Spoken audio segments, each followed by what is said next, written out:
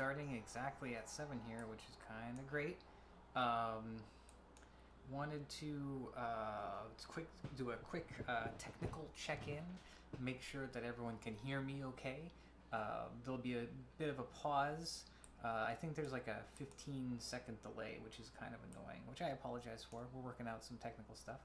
But yeah, if someone could drop a comment in the Discord or the live chat here at the YouTube studio, let me know if you can hear me okay, or if you need me to crank the volume a little bit.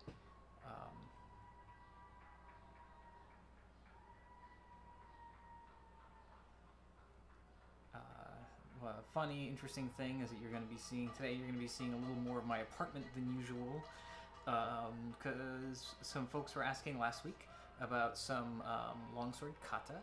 So while I don't have, I would say, KDF specific kata just yet, that is something that's going to take a lot of homework, and I haven't had a whole lot of time this week outside of personal things. I do have some really good. Oh yeah, good. I'm glad. I just got to know all sounds good to me. Perfect. Thank you, Alex. So one of the things that I will be kind of demonstrating, by kind of I mean I will be demonstrating today, are the first two, what I refer to as 120 level Longsword Kata. I'm kind of people who are taking the Sword Class NYC online classes will notice I've started to separate the different classes, kind of attempting to steal a little bit from the academic world, 100, 200, 300, 400 level, etc., etc., etc. I'm currently putting together a 120 level class, which I actually think everyone should take, including beginners and advanced students, because it's going to really focus a lot on really fundamental fencing things that we should always be studying. So we'll be doing today. What I'm hoping to do is some Longsword Kata beginner for the first series, the first set of Longsword Kata, as well as talking a little bit about swords and scabbards, because I know Liliana had some questions about that, and then opening it up to kind of a general Q&A as we normally do. So without further ado, let's do the first Longsword Kata, the first set, I'm going to call it. So what you're going to notice is a few different things. The first thing is that I'm not going to be doing it with a sword. First of all, my ceilings are just a little too low, so I'll be using a piece of rattan. The rattan, if I do tap my ceiling, it's going to be less shitty for me. I like to keep my security deposit. But also, it is something that I want to encourage beginner and more advanced students to look into purchasing. It's something that we could definitely, if people are so inclined, put in, for New York folk, we can put together a group order. But I think using the sticks is a very good tool to practice some fundamental things. People who take my master class know that we have rattan sticks that we use very frequently. I just feel as though that they're just a very good tool in our learning of fencing. So one of the things, like I said, last week, I think even the week before, there was some mentioning of people who really like some Longsword Kata. Now, I'm going to be doing this with a Grand Baton stick. It's like a 55-inch piece of rattan. It's from woodenswords.com, Purple Heart Armory. The other thing that I like about them, real quick side note, they're $16. So this is something that even really beginner students who are just getting started can purchase before they're even able to purchase a sword-shaped object, and it's something that we can incorporate into our class and make it more accessible to everyone. I might also switch over to my messer because it is short enough to use inside a little bit. So what I'm going to do, so this is the first set of Longsword Kata, and it's going to involve knowledge of Oberhau and the hanging parry. And the way that I like to teach the hanging parry, again, anyone who's taken my messer class, I know, you'll survive through the repetitiveness. I like teaching the hanging parry both in a high position, can be on both sides, yeah, and also a low position. So what this particular kata, the story that this one is telling, is that someone has struck you from above, and you are parrying here in the upper right hand ox region, and you were parrying with an outside hanging, and then you were returning an overhow, a right overhow, and then you are parrying with a low hanging fluke to the low hanging fluke. Yeah, here, kind of as if someone is taking a shot at your leg, and then you return the sword to Vontag. You strike down. So let me go ahead and run this for you. So I'm having everyone start right now in this position. The first position, or the attentive position. All right. So to begin, we start here. We then take the sword or the stick. So I'm just going to be referring to it as sword for now. We take the sword and we put it to our side as if it is in the scabbard, still with this hand down. Take the sword and move it forward to a long point. And as this is coming in, take a step backwards with our left foot and grip the sword at the same time. So by the time you reach long point, your hand is on the sword and ready to go. From here, hopefully I have space. I have to show up a little bit, or at least I will for this. All right. I want you to enter Vontag, strike right overhow. All right. No step for that right overhow. It's just that's. All right. And then you're going to bring your feet together, parry on the right hand, again, upper ox right hand quadrant as such. Step backwards, strike right overhow. Step forward, feet together again, blocking in this low kind of hanging fluke. Right? Again, now stepping backwards, back to high Vontag. Now for this final piece, I want you to cut overhow, all the way down, back to long point, sword back to scabbards, and then step back to your initial beginning position. All right? That's our first one. I'll do that one more time. Here.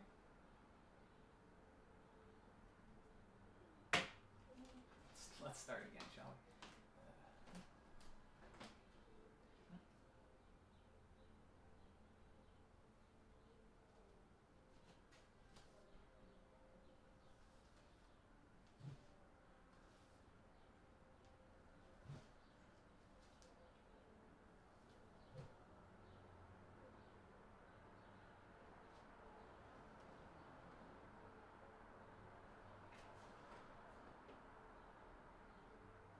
Okay.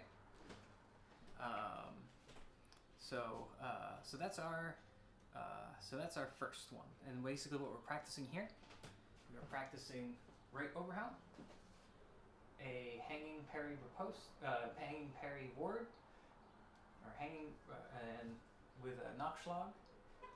So both practicing parrying high, parrying low, and the counter strikes back. All right. I will put up. I'll record myself doing these probably in a space with more ceiling clearance and wall clearance and such.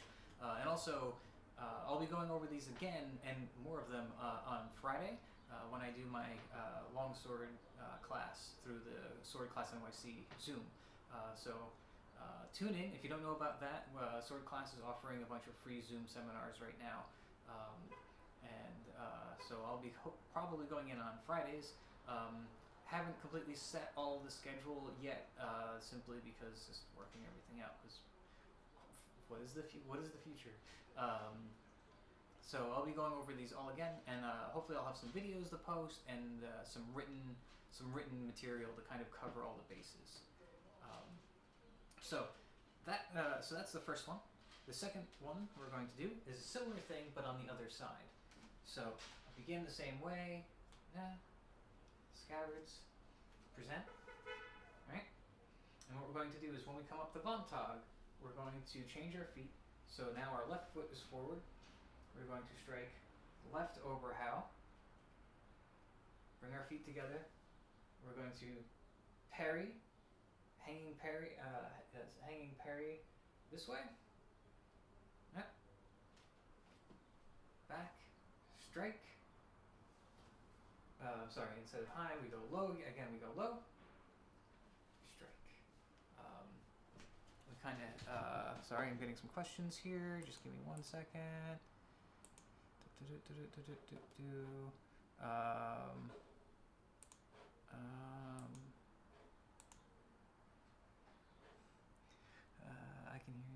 Low-hanging fluke is the low-hanging.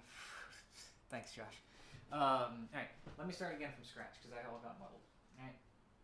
So the major difference between the first kata and the second one is that A, you are going to be doing left overhow, and this one that is on the left, you are going to, when you do the warding, you're going to begin by using low, the low hanging fluke. Yeah. Strike that left overhow. High. Strike. Back.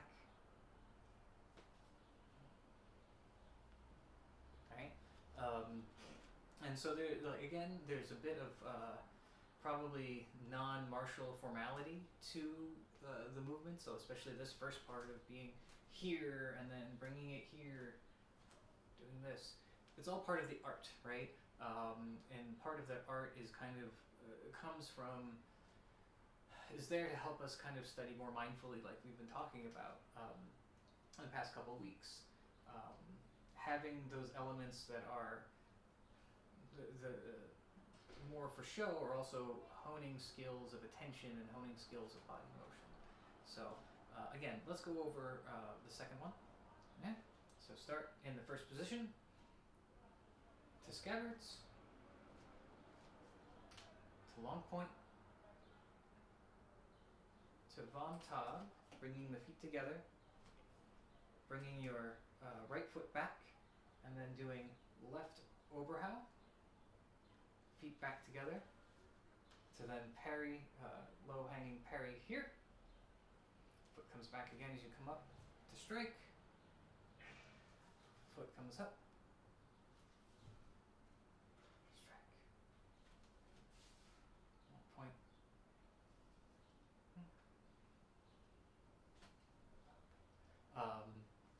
So those are the first two. Like I said, I'll post some videos and things of these in a bit, or another day later this week.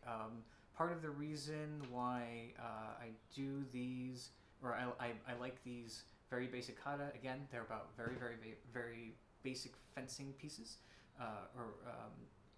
and also they, you can do them, at least this iteration of them, you can do them with very little space needed in terms of the footwork. It's not, I'm not doing large drills that make me drift all the way over here. I can literally do them, let me just grab something shorter. These are things you can do with, say, even a weighted trainer. And you only need maybe, at max, 3 steps, right?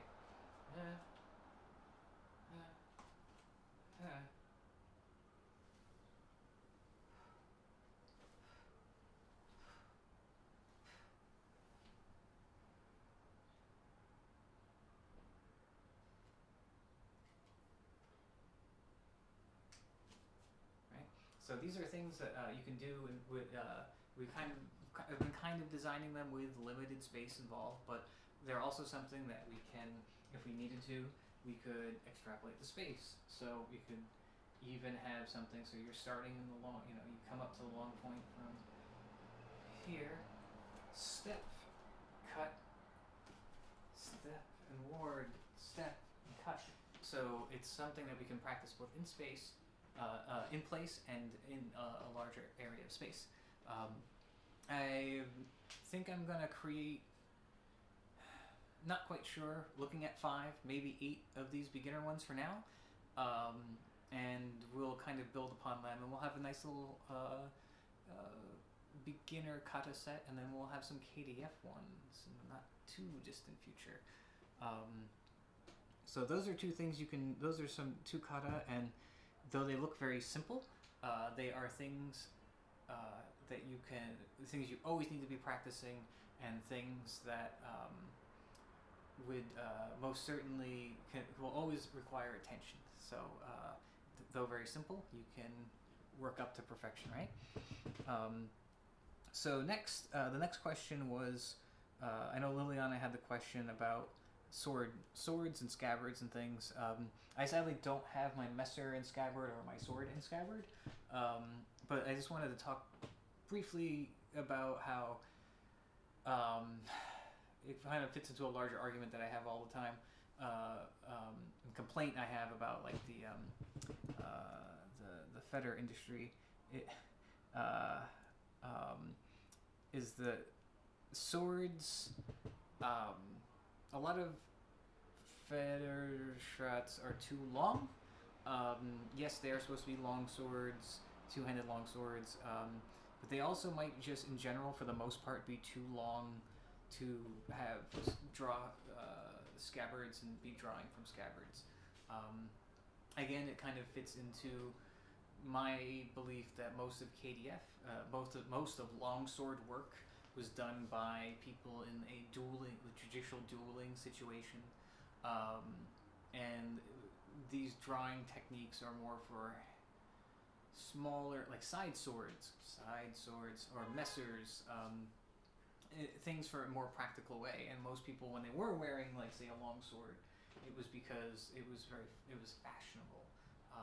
It is not easy to draw a very long sword from your side. When I do JSA work,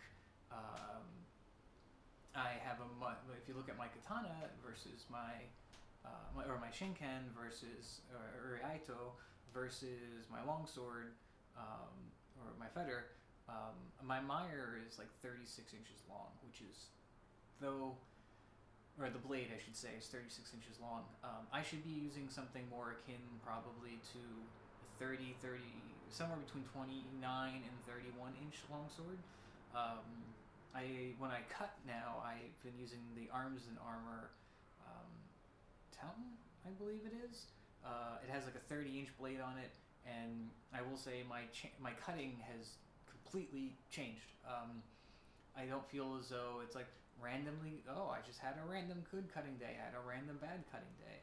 My successes and my failures are more consistent. While that might be partially because of training, I think it does have a little bit to do with the fact that the tool itself is something that I am more consistently able to use to operate in the same over all of its use in a consistent, to be able to use this tool in a consistent manner. So I know that hopefully in the future when I'm working again, knock on wood, I plan on having a custom federspiel made that's about the same, about 29 to 30 inches. Though again, it's one of those things where I'm a shorter person, especially when it comes to like the men fencers. Actually, no, I take that back. In terms of most fencers, I am on the shorter and lighter side. So a lot of folks have been like, "Oh, get a longer sword, get that reach." I just don't feel like I can do the things. And that all feeds back to the question of swords and scabbards. Having a 36 to 40-inch longsword and a scabbard at your side, you can have the best saibiki or the best draw on the scabbard, but it's going to be limited to your physical size. And if you are if you do not have the right reach, it is very likely that you will start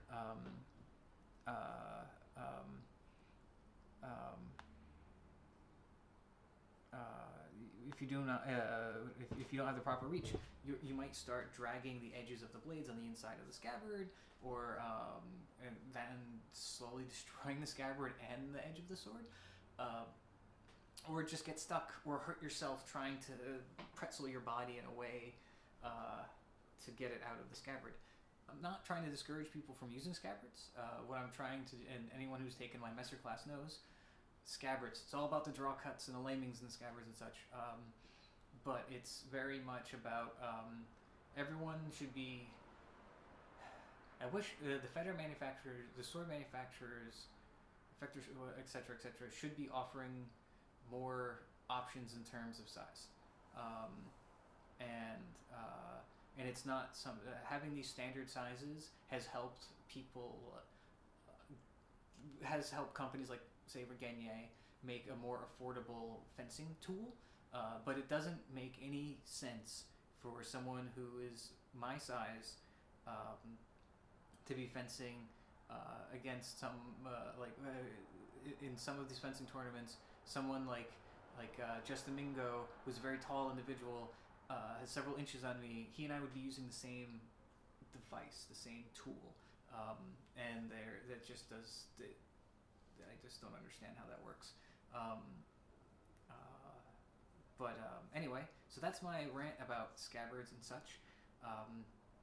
Does anyone? So what I wanted to do now was let's see. Oh yeah, I just wanted to kind of open it up to check in with everyone, see how everybody's doing.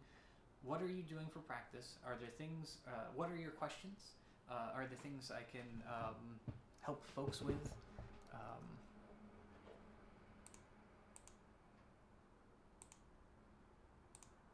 Yeah, Dina says, just too bad you're not a jerk. Thanks, wow, this Discord channel.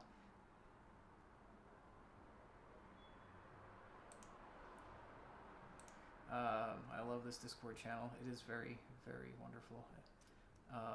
Yeah. So hi everybody. Sorry, it's been a long couple days. Let's see.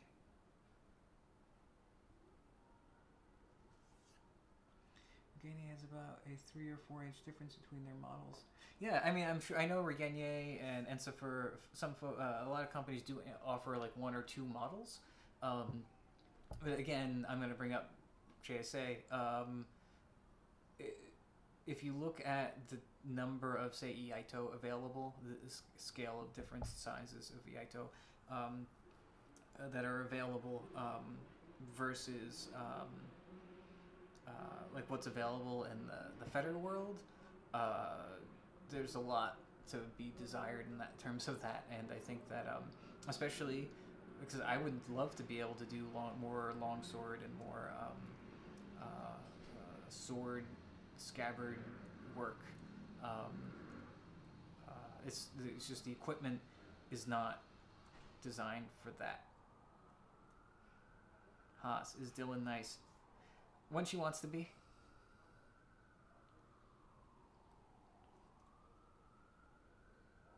Oh yeah, definitely not a jerk.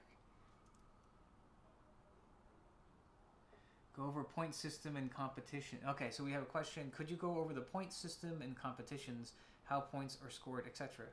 Sure. I mean, I'm not an expert in tournaments, but that being said, a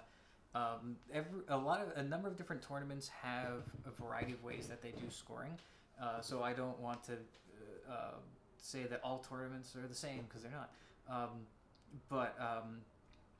So every tournament generally, hopefully, a few days before the tournament happens, releases a rule set, and a lot of different places have been experimenting with different rule sets, which is really cool. And so to make broad statements, there are usually different point, again depending on the tournament, point values for say head hits, contact, touching the target, be it hewing, stabbing, or slicing the head, the torso, the arms, and the legs, and that contact always must be done with the edge of the sword, not the flat part of the sword, or with the pommel if it's the face. There are a lot of, as Dina mentions, depends on the tournament. Some tournaments place different point values to the different targets. Some So in some cases, like getting hewed to the head will be like 3 points, and a cut to the arm will be 1 point. Some places have it doesn't matter where you get hit, you got hit, the match is over, or it's 1 point. Again, it's all different. It's different for every tournament. There are a lot of really good resources out there in terms of a lot of tournaments place all their rules online. So if you have questions about a specific tournament, it's always good to kind of check out their website, and all those PDFs are floating around the internet and the Facebook and all that sort of thing. One thing, I'll probably blow up, get some blowback from this, but one thing that is in certain in tournaments, certain tournaments have rules about the distance a blade must travel in order to be a valid strike. I have my personal feelings about that. I think something like that is really, really hard to enforce across uniformly over a tournament. Different judges, different rings, different opinions, different, et cetera, et cetera. Yeah, there's a lot of you know what, I'm going to stop myself there and just say there's a lot of one of the things to avoid when you are researching tournaments is there's this kind of discourse on whether or not it's a martial tournament or a sporting tournament. You know, objectively, all tournaments are a sportified implementation. So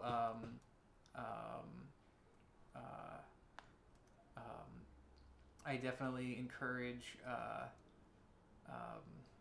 you know, for if you are interested in tournaments, to focus on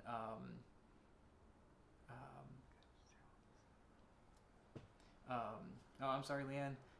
Again, if you are interested in doing tournament fighting, tournament competition type stuff, train hard, train really hard cardio. A lot of people focus solely on strength training, and I've made this mistake in the past where I focus on strength training, and then 3 matches in, I'm like, oh god, I can't breathe, like I am wiped because I didn't focus on cardio.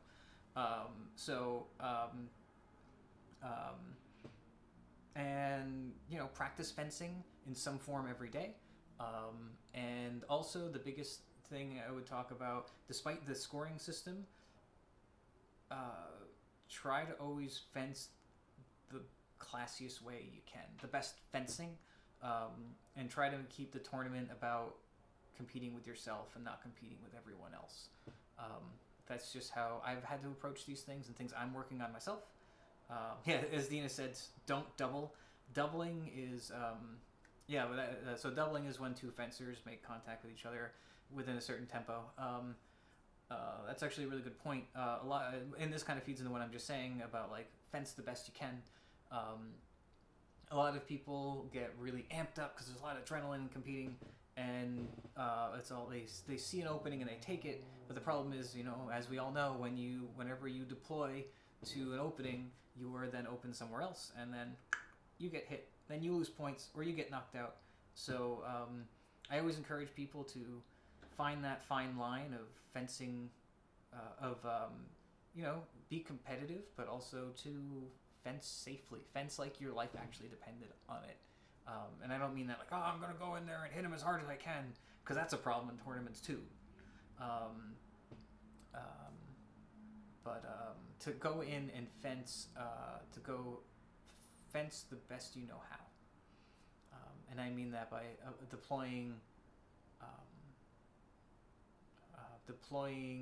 all of your knowledge and marrying that with your physical abilities. Again, rule sets are all different. There's some really, really great rule sets out there. I'm personally a fan of the rules that say no matter what contact is made, that is point. That match is over. And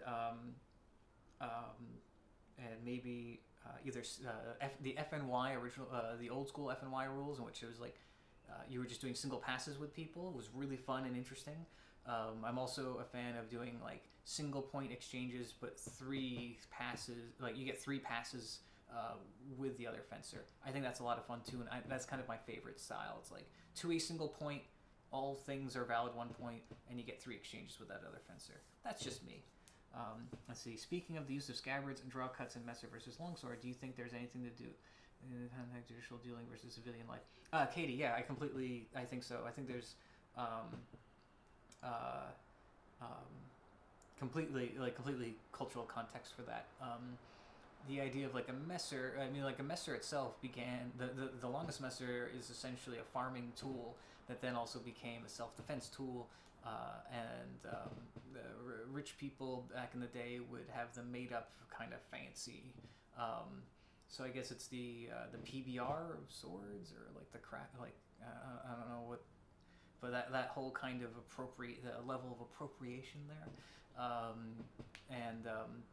yeah, and I think that like the messer always had to be something like the messer always had to be more available. You actually see in a lot of paintings people carrying messers around, and not always in the fancy wooden scabbards, but also leather scabbards, right? And then something with like a longsword, I've mentioned like the judicial dueling thing. You wear the longsword around to like show off that you have the money to buy one, that you come from a family of enough status that you're allowed to own one. That's like a little side note that not everyone was allowed to carry swords. Like if you were below a certain socioeconomic class and you got caught with a sword, you could be killed by the law enforcement for owning a sword, or at the very least fined even more into poverty. But so something like so the longsword again was a status symbol, but then was also be used in say like these duels, and so typically, you would not be even wearing the scabbard. You would be your assistant would be taking care of that for you and probably handing it to you, or you do a classic. Someone's holding the scabbard and you pull the sword out or whatnot. So there's not that martial context or that martial need to be able to remove the sword from the scabbard and be ready. And like instead, if you look at something like a messer or a side sword, they had more military application, or like personal self-defense application, and so they would be more easily available. And another way of looking at this too is if you've ever put on a scabbard for a longsword, right? It is really hard to, once you've removed that sword from the scabbard, to keep that out of your way. It is hard enough to keep the scabbard for a messer, something that's, and this is more of a side sword messer. Even my preferred messer length is about even a scabbard for something that big, you have to make sure that's back here, like behind you, to really, and it's going to be bouncing around while you're trying to fence. And now imagine you have what is the Pavel Mach is like a 47-inch blade or something. So your scabbard is going to be about your scabbard's this big.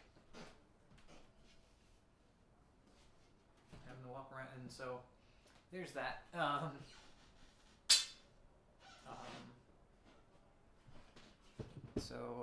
But yeah, so definitely some social context and things. Let's see. How does one know the difference between a proper opening and the danger of doubling? It's a good question, and I think if there was one magical answer, I think we'd all be perfect fencers. We'd all be magically like the best fencers in the universe, right? I think that that comes from just doing a lot of fencing and knowing when either you're getting set up, or just kind of having a feel for it. But there's also that element of you kind of have to, when you're fencing with someone, you have to always be kind of considered. You always have to kind of consider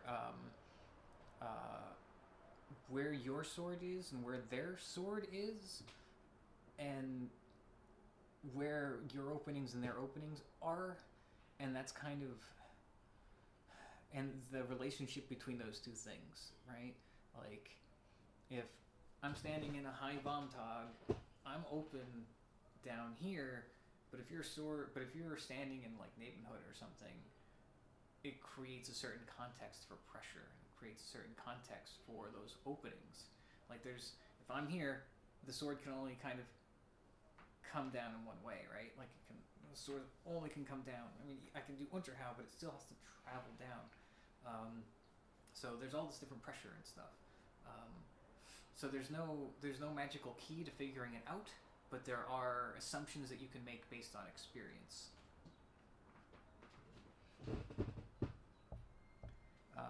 Let's see. Tournaments are starting to ban huge swords like the Pavel. I mean, sure. I can understand why they would want to do that. Let's see. Kitty smiley face. Are two small swords banned too? Also, why? I don't know. I mean, there's a certain point where your longsword becomes not, or like a longsword anymore, or your messer doesn't become a messer, it becomes like a dagger. I mean, long messer, large knife, instead of, messer. But I don't know. That's a really good question. I'm assuming that there's always going to be. I think it is unfair for tournaments to set hard numbers for the sword in use, because the sword there should be ranges based on your height, and either your reach. But there are ways to. There are metrics that we can apply to these things, and I feel like it should be based on a metric. There should be a range based on the individual fencer. Like someone like me should not be allowed to use a Pavelmach. It's just too long. I could not do Unterhau with that. Maybe that should be the standard. Can you do Unterhau with it? And if a sword is too small and you want to use it,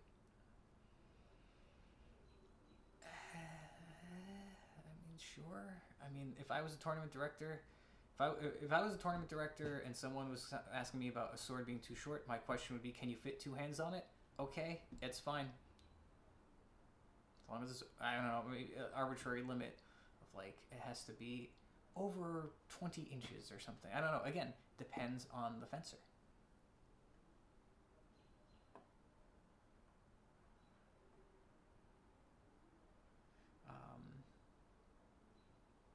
Let's see, are too small.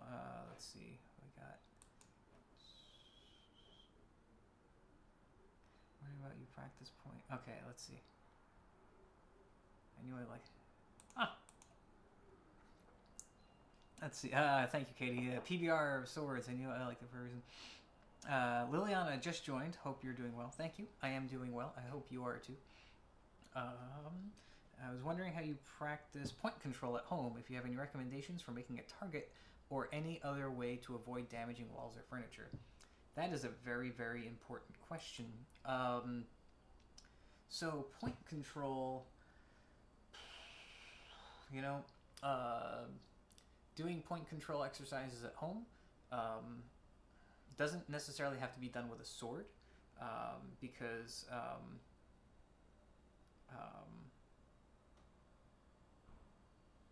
let's see. Yeah, I'm sorry, piecing this together in my brain right now. If you don't have enough space to say using your feder or your sword simulator, again, you could try to track down some rattan, because that's offered in a variety of sizes. Use something smaller if you have access to a messer, or as we're always talking about, like wooden soup spoons, which I have to admit I don't have one, and that's kind of embarrassing. But you can also practice some of that tip control. Actually, I do have a wooden spoon right over here. Darn. Okay. Anyway, as long as you have an object that is handle-esque, we have a very nice Romanian spoon here. So you can do these tip control exercises by doing the standard the winding drills that we do, and you should be able to tell where the tip is facing If you have to keep kind of an eye on it, that's okay. But also, tip control, you can use your normal sword. Or even, we're going to pretend I have a Fobblmock here. No, in terms of worrying about tip control, I think the easiest way to practice it is moving between the windings, right? And not, and I hate saying this, but not over obsessing about it. You always like with the tip, we want to make sure, in general, that it is forward, facing the enemy. And there's certain element, and there's also going to be certain elements of certain windings that make it real hard to get into those positions, right? Making but you can do all of these things in place. You can do all of these drills in place, and switching off. A piece of footwork that you can do is, instead of taking a full passing step, is you can bring your feet together, right, into this kind of middle stance. So if you want to do practice going from, say, this flug to flug, you don't have to do the full step. You can take these sometimes called false steps, right? These middle steps where either your feet are aligned or maybe one foot is just barely in front of the other. Another thing you can do is set up something, hang from your ceiling from a piece of string,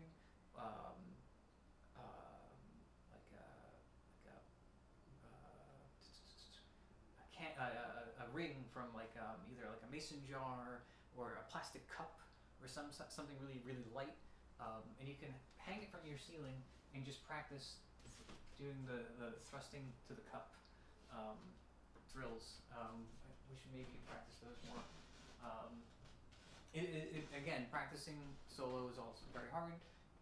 If you can convince someone to pinch the tip of the sword and do those same winding drills, that's always good. Joe's gonna paste the long point rules. Hopefully that's helpful. But again, I would recommend in any of these practices, even with simple tip control, using the tip. I've heard you can also use your sword to turn lights on and off, but using the tip light, well, that is something.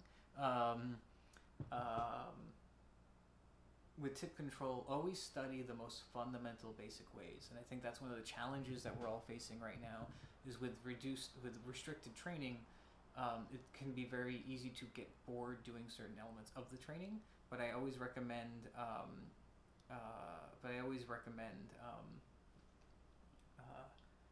that mindful practice of coming back to, I'm going to practice winding and tip control. You can even practice. One of the things you can do, that I do this sometimes, is trying to do awkward windings, right? I'll be in this opt, oh, can I still control the tip and do another outside wind, right? And I'm sure other people have little things that they do. One thing that also, I have some old throw pillows that I use. I actually use them as floor pillows, and sometimes I'll put those on a chair and I'll use a feder or the rattan, and I'll do basic thrusting exercises to the pillow just because it has a little bit of resistance. All right, let's see. I had a question. How do you step so as to cut correctly when in shoulder Vomtag, in terms of making sure you aren't cutting while stepping? I mean, that's just, I would say it's a complicated question, because it's really about making sure your mechanics are just step and then cut. The shoulder Vomtag, I mean, it also depends on what you mean by shoulder Vomtag. There's, this kind of Vomtag where your thumb's kind of at your ear, and then there's also this Vomtag. Let me get my sword, it'll probably be a little more apparent. We traditionally, when I speak of Vomtag, I'm usually talking about this there's also kind of this.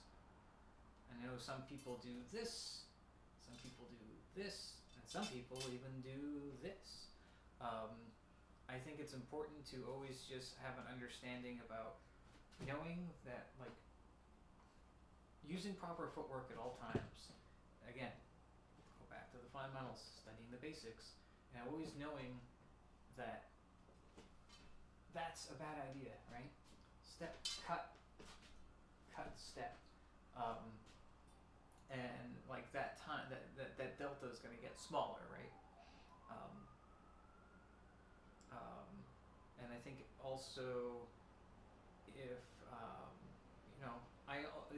and this is a caveat. I say this with a caveat that you need to know what you're doing. But if you are not a beginner student, other things that you will learn to eventually do is that this is also a form. This is also a cut, right? It's not the safest thing to do, because, but there are some times where this might be required, right? Case by case. But notice how I'm intentionally cutting high, right?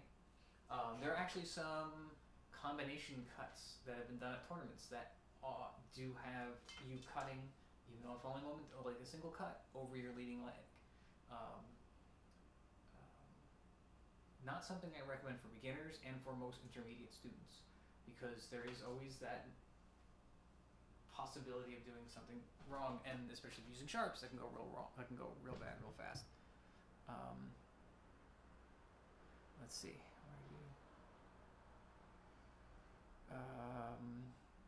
Crowbar, anamorphs. Okay. What is it? I missed the whole anamorphs thing. I missed all that. Cannot find a rule set specific to the minimum length of a longsword. Let's see.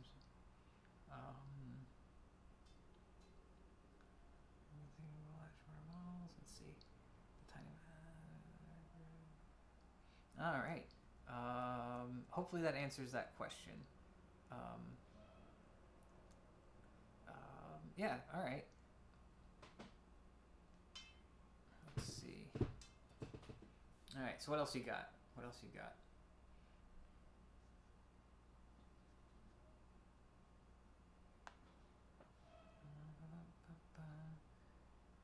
Crowbar. No, having no crowbar seems like the most important thing. I agree.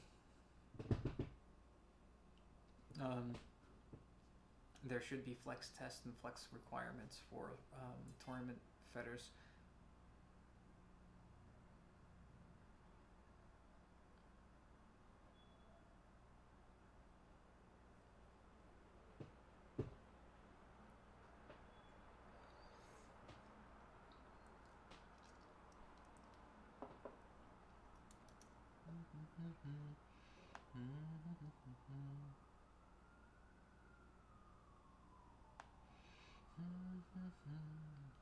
I'm trying to think.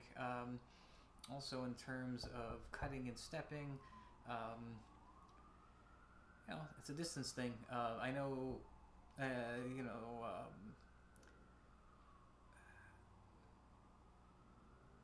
yeah, we'll talk about distance another time. I don't. I'm not prepared to have that talk today. As a lot of my students know, I generally use some of the George Silver terminology, kind of translated to German to a certain degree, or some of those concepts for my teaching. But George Silver is a topic that is on fire right now, and I'm not gonna put my toe in that lava, at least not today.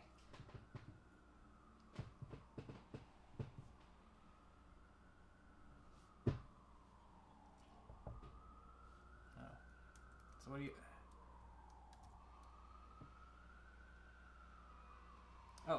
So what are you reading / studying in Longsword personally? So, I mean, the big thing that I'm doing right now is I'm developing the kind of reading the Yuda Lev book nonstop, but also I've been doing a lot. I think I've been rereading some of the classics that I kind of always base my teachings in, just because it always reminds me of what I'm trying to accomplish. Because sometimes when you're doing lesson plans, you kind of get lost in the woods a little bit, and it turns into you need a little bit of reset, right?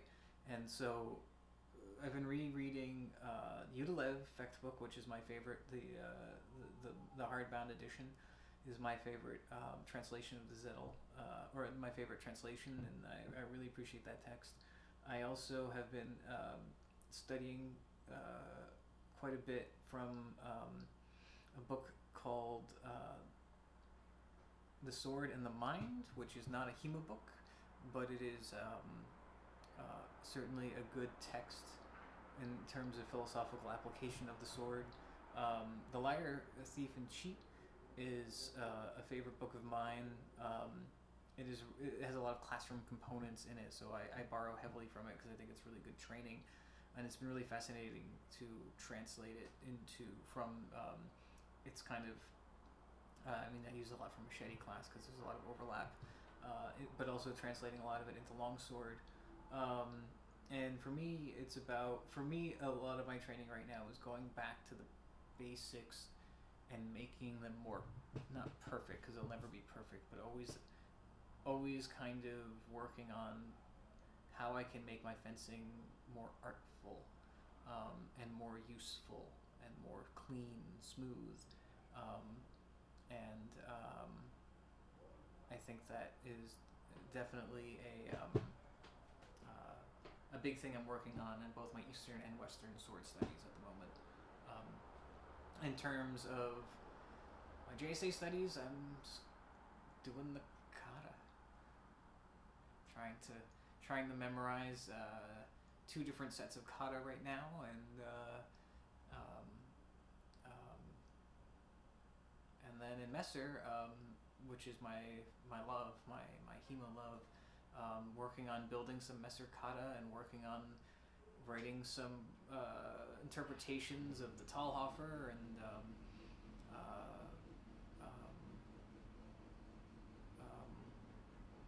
just really wanting to fence. really missing fencing, working with other people. I really miss the Fectual, and I miss all of you. It's tough. It's real tough. So I think trying to apply some of the situation that's going on now and the discipline that it requires is good training for something else I'm working on too. I've been working. One thing that I'm really excited about is that there are a number of good blog posts happening right now on longestmesser.com. The Messer folk have all kind of teamed up and been putting some stuff on this past, I think it was just either yesterday or today, Katie Mead posted a fantastic article about mindfulness impaired practicing. And I know Dr. Josh Wickman has a post coming at us soon about researching Messers, and I know Catherine Hamilton has done some good bits about actually a couple of articles, most recently about concussions and identifying the symptoms, and some resources for folks to look into. And I know I personally have some Talhofer, some kind of explanations, because I think one thing that I know I definitely owe to all my students and is kind of the explanation of some of the stuff that I've been teaching, in its relationship to kind of some of the historical texts, because I think that we've all kind of dug into the Talhofer material and found an entire fencing system in some images that is really closely related to the Glasgow stuff, which is really cool. And I know my teacher is really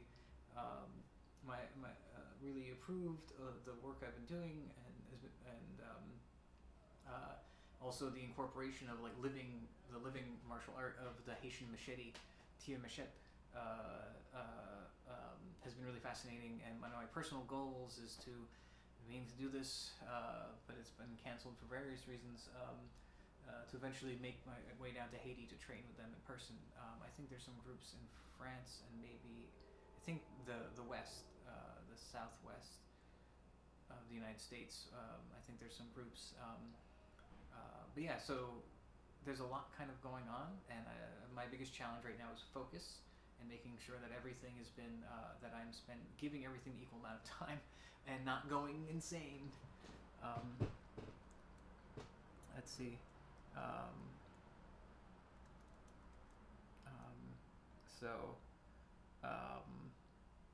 Yeah, Mike and Corey's paper got me really. Yeah, I mean, I would love to do more silver stuff. As folks probably know, like I've done classes on silver. I mostly teach a version of. I haven't made my way 110% all the way through Corey and Mike's paper, but I think there's definitely there's some really great stuff in there. I know that Corey was the one who initially introduced me to silver, and when I was in Romania, I was able to take more personal instruction from him about his application of that stuff to both longsword and messer. So I can get into it a little bit in class, but I think that there's so much stuff that we need to work on, so many foundational things. Silver is a part of that because of the distancing thing. That it will come up, and in certain days, I know one of the things I definitely want to apply to is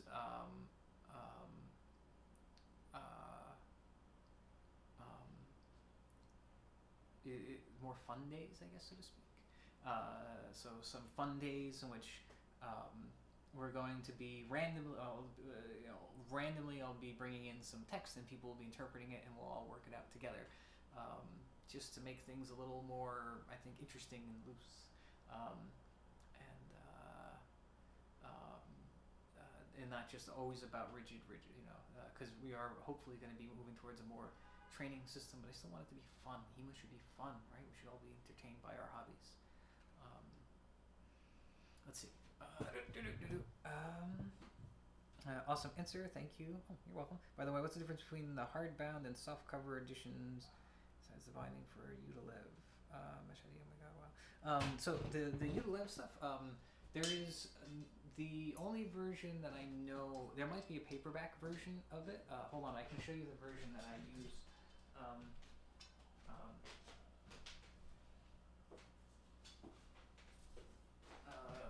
This version is I'm always kind of pimping it. Woo! Go buy it now. I actually have I actually purchased a copy of this for the school. That I will. I won't have all my handwritten notes in it, but it's a fresh, clean copy to sit in the school that people can use as a resource.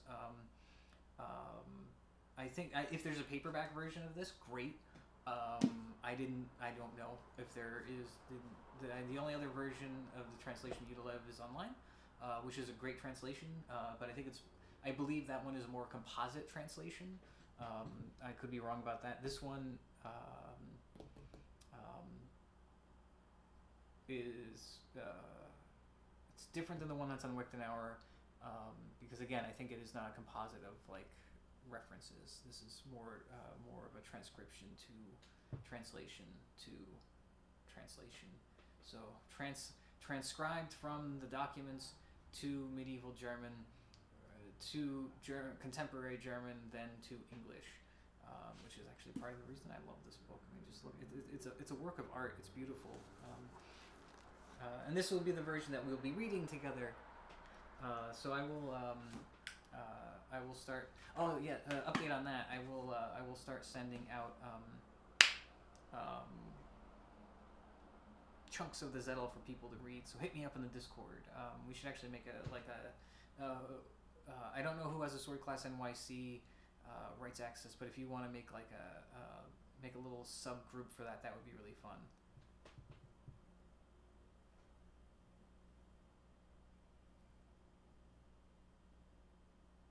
Oh wow, that's amazing shipping times for Purple Heart. Yeah, Lacey also brings up another book that I really really love. Sword Science and Society is really has helped formulated um, a lot of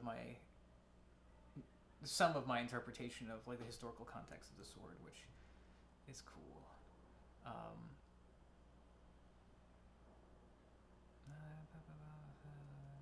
let's see. I don't know if there is a specific soft cover. I am unaware. Oh God, this article Corey and Mike wrote. It's blowing up. It's blowing up. It's got some internet stuff going down.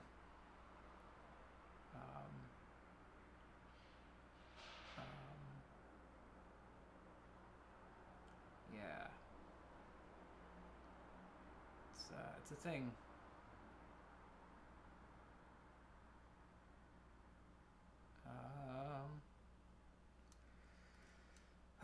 Boy, oh wow, it's literally just exploding all over the Facebook right now. Anyways, I'm gonna ignore that and continue on with the live stream. Yeah, what else we got question wise?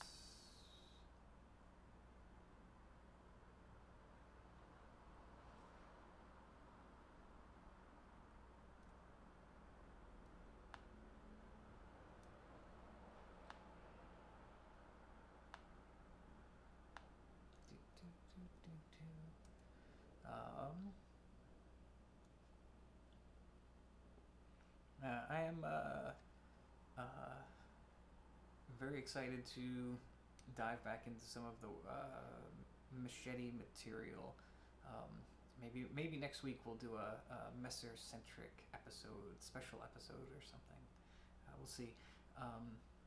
Yeah. Yeah. Again, for folks who weren't here earlier, later on Friday, Rob and Sarah are going to have me, I believe, come into the school and teach some Zoom classes. Or at least I think I'm doing it from the school. I don't see how it would be possible for me to do it from a room, or the one room that I live in.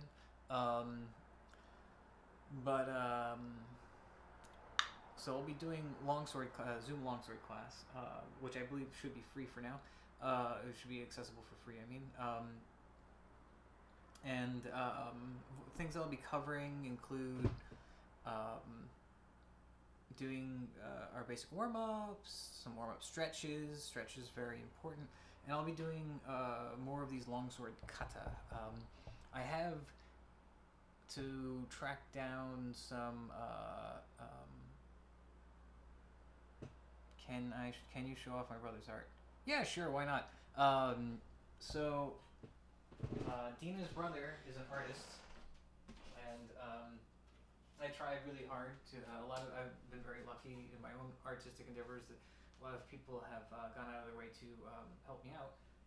So I purchased a piece from her brother, and it's really amazing.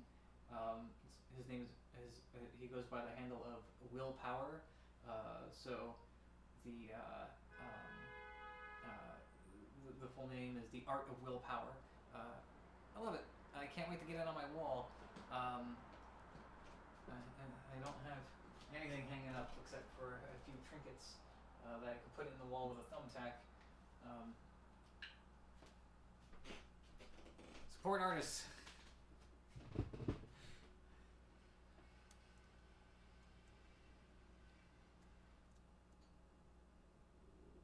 Yeah, and again, if you get a chance, longestmester.com. Also, squintingrabbit.com mirrors all the posts as well. But longestmester.com is kind of the Messer Kid hangout space, especially for folks who want to avoid Facebook. I always put class updates and put materials up there, and like I said, Katie Mead just recently posted a really good article about mindful paired practicing.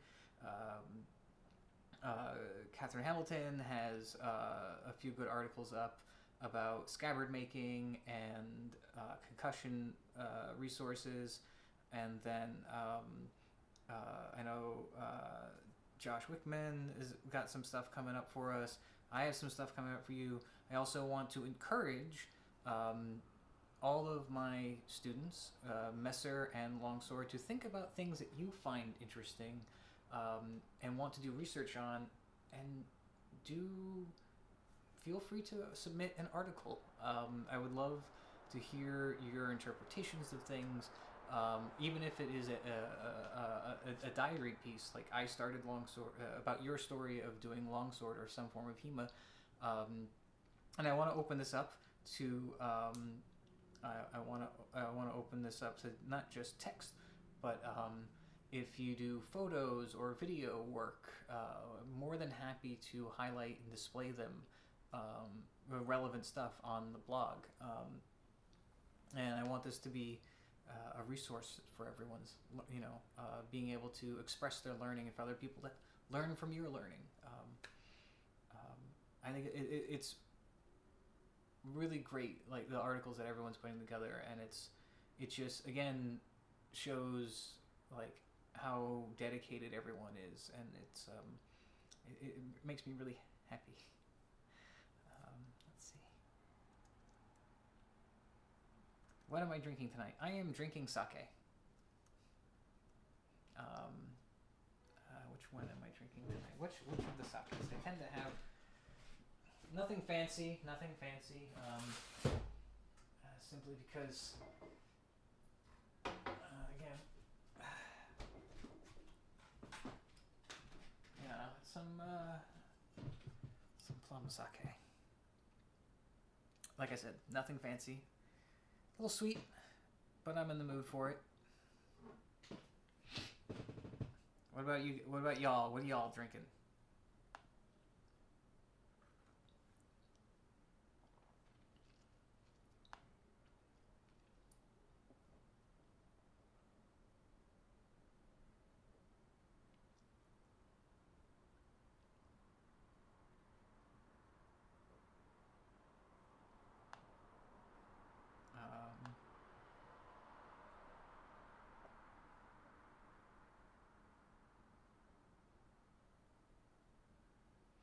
Let's see. Other longsword topics. I want to recommend that, like,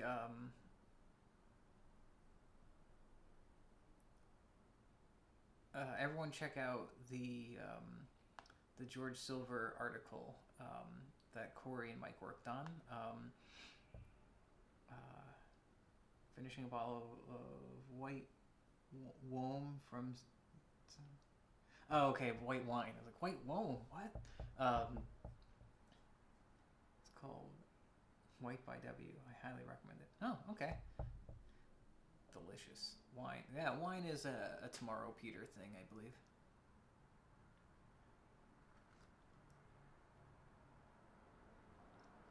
Yeah, bourbon. I mean, tea, good. Bourbon. It's how we survived the pandemic.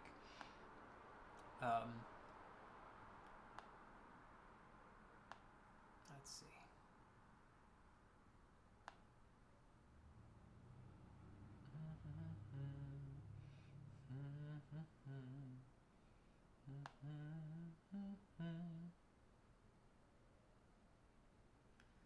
Oh shit. Oh, HEMA drama. I love it.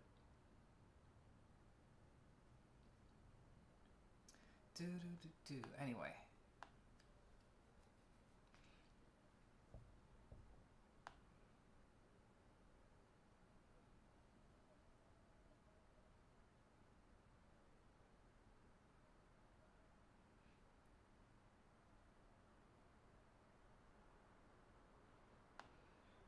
We will give you water and limeritas, but limeritas are... What Josh said, because we're bad people, Liliana, because we're bad people. You know this. We will be having a full service, HEMA service, which involved me handing out limeritas, saying, "This is my blood." It was the first day we get back. Which, to be fair, the first class we all get back. We all know how much of a party time that's going to be, right? This drama is in the drama is on the Facebook under in the George Silver link. It's like everyone's blowing up about it, and Steve Hand, the man that they've been internet fighting with for about several months, that has caused this article to be written, is starting to respond and is writing a counter article. Oh man.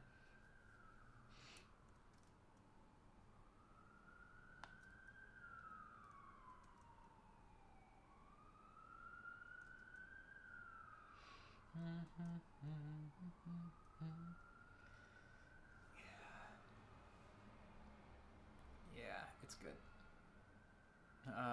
But yeah, yeah. Oh man, I'm tired today. I apologize. Yeah. So, does anyone else have any questions? Trying to think of kind of go over some of the questions that were asked earlier, and my brain. Is there anything that people want more explanation of, or would like me to elaborate on something?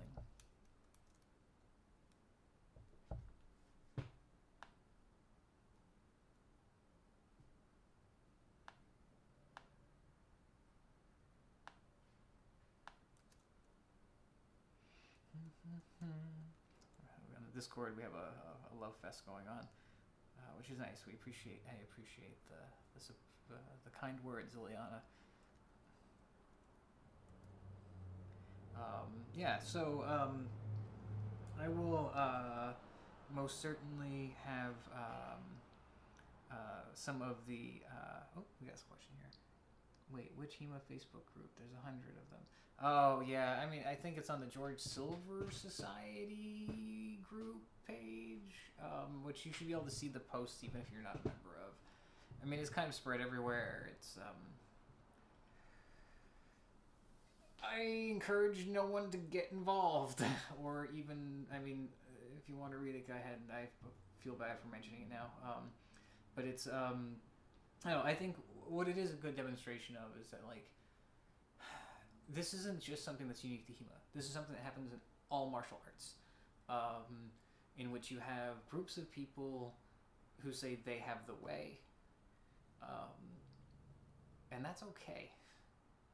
All right, especially in HEMA, we're playing historical European martial sports, and in much like other martial arts, different teachers have different ways of teaching and interpreting material based on their teaching, or if they are, in some cases, like the people who kind of rebooted their that branch of the art or something, and you know.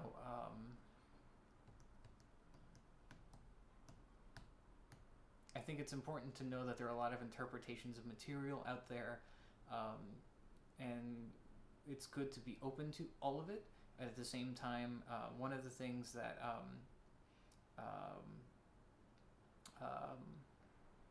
one of the pieces of wisdom that was imparted upon me is, like, do as your teacher taught you, because for a variety of reasons. One, teacher told you to do it, and you're choosing to study with that teacher. But also because the person brings some form of knowledge to it, right? And you are going to be able to refine that particular art with that teacher. And then at some point, if you need to branch off and do something else,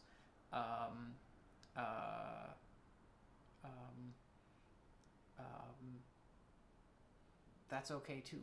I think we all come to certain parts in our training where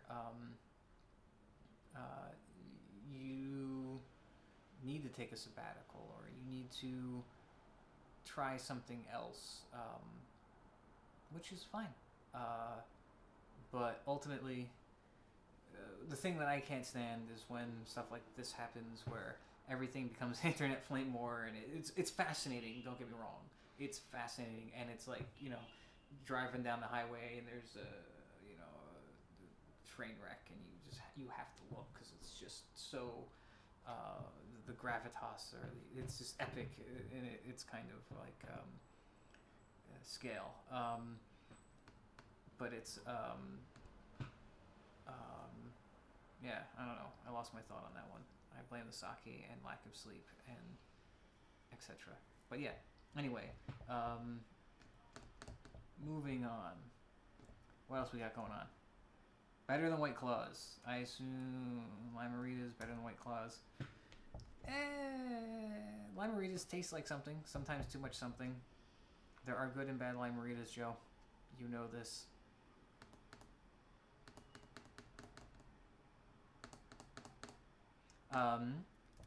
Are people interested in... I will be doing the HEMA class on Friday. That date might change to Tuesday. Might end up taking over this AMA time. I'm not sure yet. I'll keep people posted.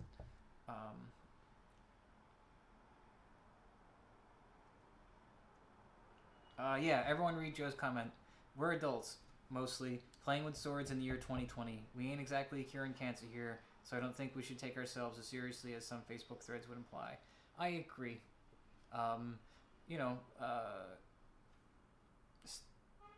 study it, but always kind of know what you're doing. Yeah, anyway, back to the class thing. So I'm not really sure, like, for now it's Fridays. Might be moving it to Tuesdays and taking this time slot depending on what my schedule ends up being. I still would like to do a movie follow along. It'll be later on Friday because my class will end at probably around 8:30.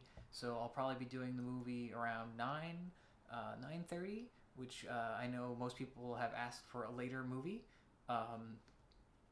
So I think this week is going to be double feature with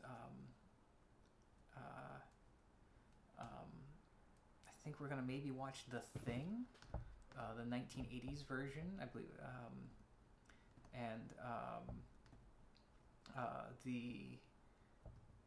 the double feature. Not quite sure, but I'm sure it'll be a little cheesier, a little campier.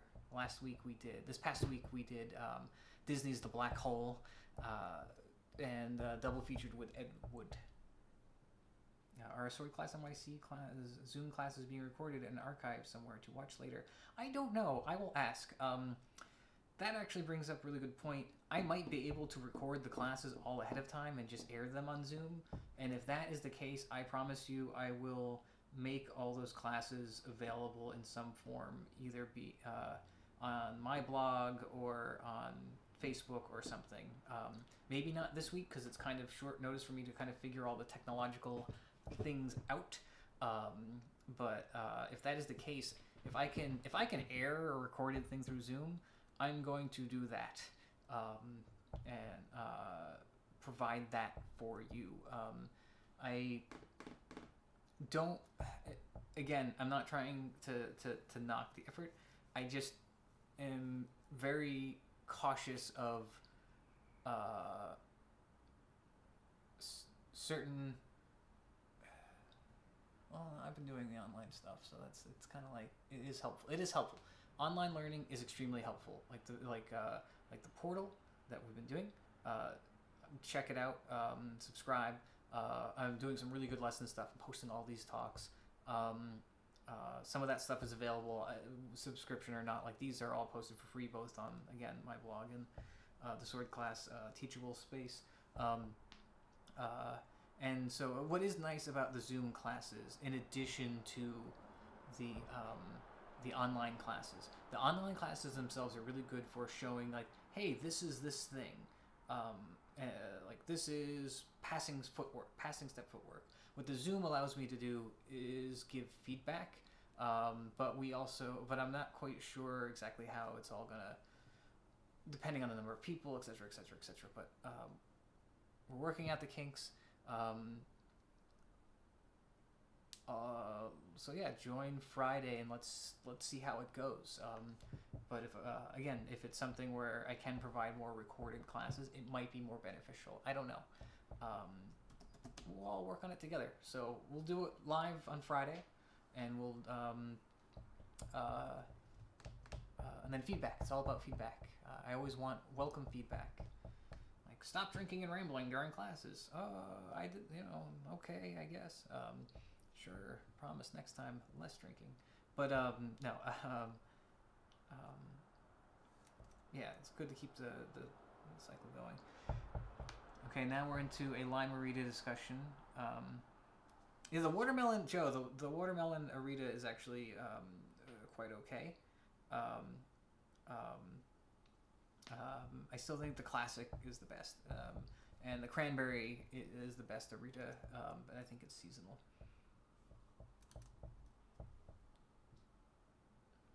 Let's see this mess. Lime aritas aside. Yeah. So again, keep an eye out for the classes on Friday. I will do my best to record them. There might be pre-recorded elements to it, and I apologize in advance if I'm not meaning that to kind of take over that live experience, but it's just my schedule can be chaotic, and I'm doing my best to, I think like everyone else, stay sane. It is also very odd how busy life can feel even when the world is supposed to be shut down. But I will do my best to deliver both Tuesdays and Fridays classes. When Dojo opens again, I will be returning just Tuesdays. Fridays, the Friday thing is, I'm assuming that other folks were not available. But if other folks are out there listening, who are kind of certified to teach, and you were looking for to teach a longsword spot, please talk to me, talk to Rob, talk to Sarah, Jay, etc. To help kind of spread the workload a little bit. Yeah, so any other questions? We have just about 9 minutes left, and then I need to get some dinner.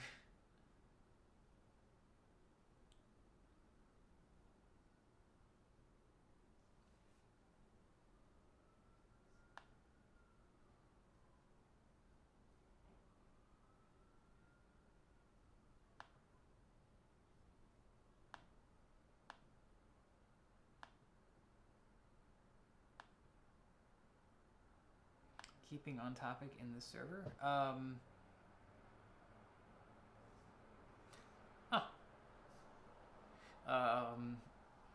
mean, lime aritas are an important part of the training, Dylan.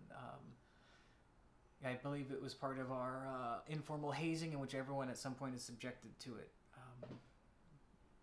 That and Nerf Dart Roulette.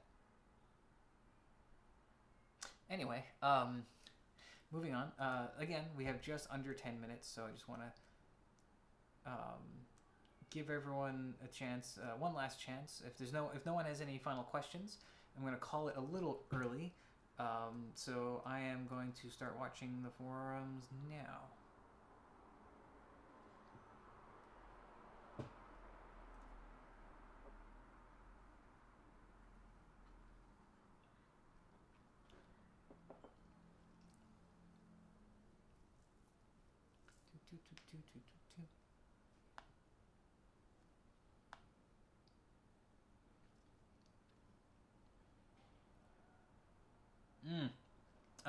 For training, Katie says, I'm switching back and forth between a light skillet with a long handle that's awkward and an 8-pound weight but can't quite fit both hands on it. Any recommendations? Yeah, I mean, I would say the first thing is don't be overly considerate about making the object heavy. I think like general strength training outside of the sword swinging would be good. Is good to take care of that. Oh, I'm worried about swinging a heavy object. I would find probably again, everyone always talks about the wooden soup spoon or like a dowel or a stick. Anything that is sword shaped, and I think that it's. I know the hammer has been brought up a number of times, and I think that's actually not a bad idea. But it's also, but yeah, so anything that is, be more concerned about making sure that the shape is more on par with what you're looking for and slowing down and making sure that, again, focusing on the fundamental elements of the grip, making sure that the knuckles are aligned with the edge of the sword, and making sure that when you're practicing the cut, that you're putting your weight behind the cut and the power of your hands behind the sword, and working on those basic mechanics.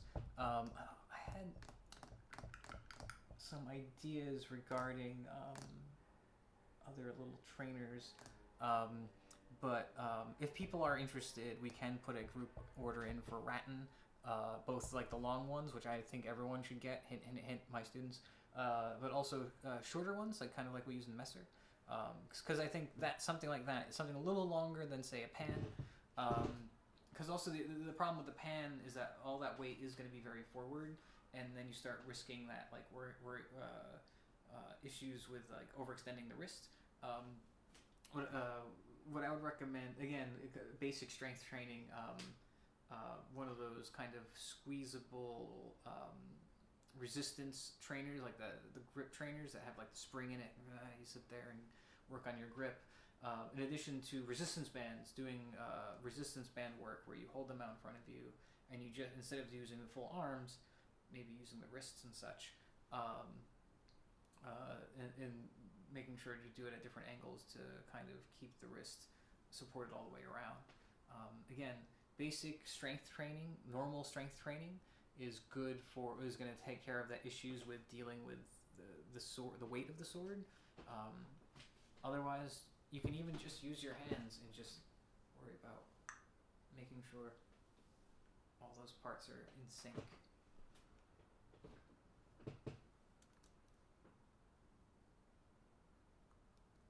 Yeah, we can. Yeah, Dylan, we should. It's something else we'll talk about. We can set up in like a Discord or on the Facebook or some hybrid of both. Putting in a group order for some Rattan stuff, because I think it would be great. I honestly, like, again, it's a very, very, very affordable tool. We can work stuff out if you don't have. I know money is very tight right now for a lot of folks. We can all work something out. We can put in a group order. And you know, it's also one of those. What's really also cool about having the Rattan, it makes training a little safer. We can practice certain things in a more kind of without the fear of the giant crowbar coming down. One of the things I've been advocating for a lot personally is the return to wooden waster swords for practice. Not so much for fencing for obvious reasons, but for practice, because it definitely it adds again layers. I actually think they're safer than fetters to practice with. They bind a little bit more in a little different way, but also we're not then beating up our federschwets, right? Our sporting tool, because they are not very. They are, unlike fencing foils. They are much more. They are much more expensive than fencing foils. They are not as easily replaceable, etc., etc., etc.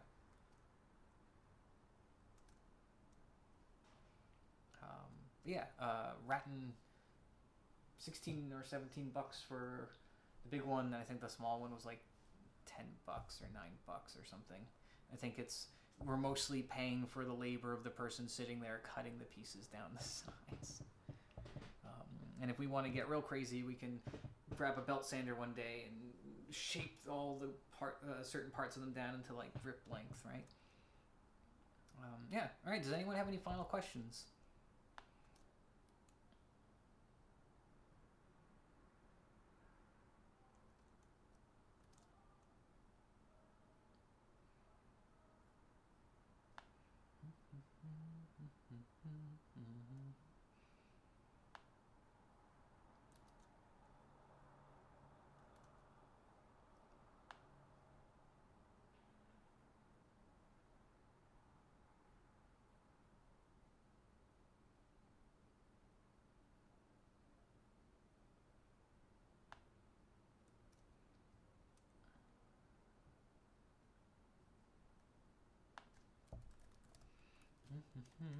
Going once. Going twice.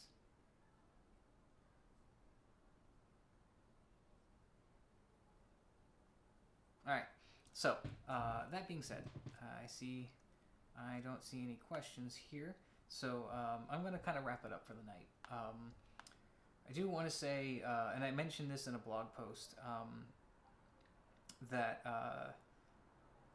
you know, everything, like, we live in strange times, and like the world feels crazy and askew. But I've been really moved, and I can't say how much I'm really proud of everybody. Like all the checking ins and like all of the like the things that folks have done to kind of step in and be there for each other has been really amazing. And it's like it's really hard to be isolated, but everyone in our community is being like doing beyond, going above and beyond, and I just wanted to thank everyone for that. I know I appreciate it, and I know a lot of other folks. It means a lot to everyone, and that being said, thank you everyone for joining me tonight. I'm available on the Discord via email, via text, via phone call. Feel free to reach out to me anytime, and with any questions. Yeah, thank you. Have a great night, and stay safe. Bye.